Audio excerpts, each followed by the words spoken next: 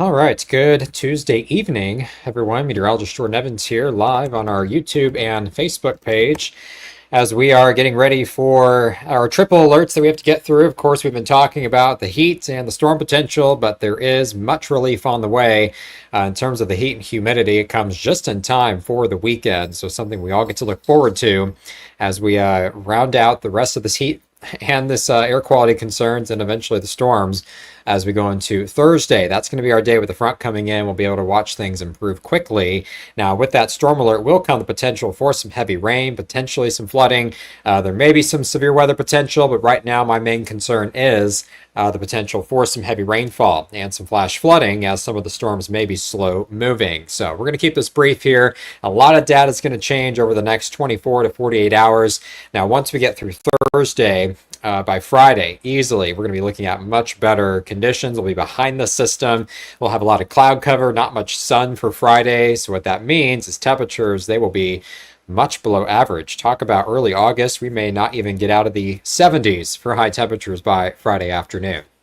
So, again, we are live here on Facebook and YouTube. Add a comment if you'd like. I'll try to answer it live here on our stream. We'll go through a few graphics to talk about the potential again for the triple alert here that we are tracking for this week. So, we'll start with the heat advisory. That's going to be for tomorrow. Technically, there's one out there today for areas west of Highway 15. Same story tomorrow. We don't have the heat advisory for DC, technically because the humidity is not as high as it was the last time we saw the extreme heat. So that actually keeps the heat index in check a little more. Now, there will still be some spots with the heat index around 105. That is the criteria typically for the DC Metro. I don't think everyone's going to be that hot, but overall, temperatures will be still quite warm, about 95 to maybe 97.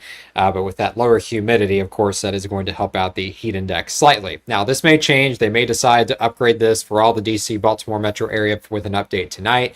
Maybe tomorrow morning, some new data comes in. So this could easily change. We may see that heat advisory get expanded to DC, but overall, everyone's going to be hot. In fact, we'll show you the map here with the future feels like temperatures. So this is for tomorrow at 4 o'clock.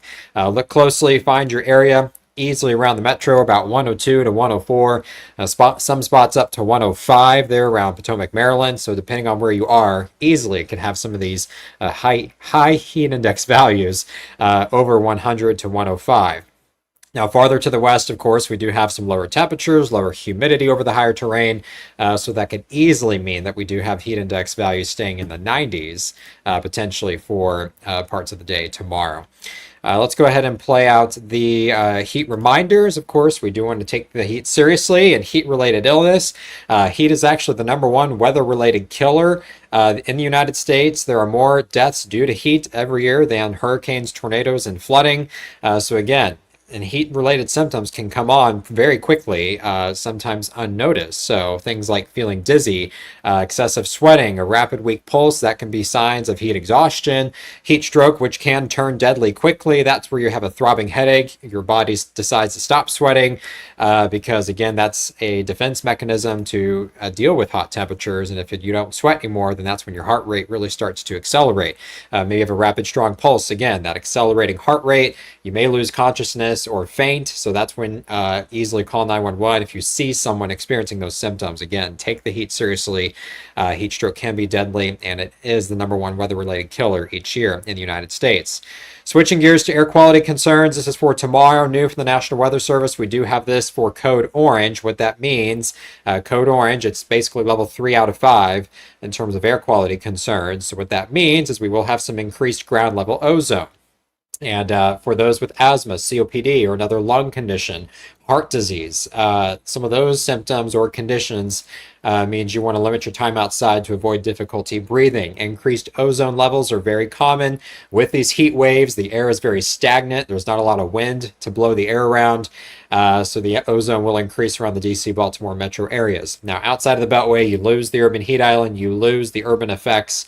That will probably help out the heat and the humidity as we go over the next couple of days. Talking about the flooding potential for your Thursday, there it is for the afternoon. We've got slight risk level 2 out of 4. So what that means, again, not everyone's going to see the flooding concerns, but there is that potential with some of these slow moving storms for your Thursday. Now, some of the data with rainfall, it's not been too impressive. I think it's going to be very hit and miss with the heavy rainfall. We may see some downpours in some spots, so like we saw with Maryland, Montgomery County in particular, 2 weekends ago. We had one spot there around Silver Spring, Sligo Creek, 2 to 3 or 4 inches of rain. That could be possible again. So if we do get flash flooding, it's very isolated probably for your Thursday. So not everyone's going to see it, but there is that potential. So make sure you're aware if you're in a flood zone or a floodplain that you do have the ability to seek higher ground in case you are in one of those spots that may see some flooding. After that, here we go to the weekend. We are finally going to cool things down. For Friday, have a little leftover rain in the morning. For Saturday and Sunday, it is picture perfect with sunshine, lower humidity, and look at those temperatures for early August. I mean, talk about easily. We're going to have some really nice temperatures for the weekend. Here it is on Saturday and Sunday, 80 to 82 for highs. Even early next week, we're back up to 84. 85 degrees, partly cloudy skies. Temperatures will slowly climb back closer to 89 as we go throughout next week. That'll do it for us here on the Facebook and YouTube Live. The heat alert for tomorrow, the air quality alert too. We've got the storm alert Thursday. Then things get a lot better as we go into Friday and the upcoming weekend.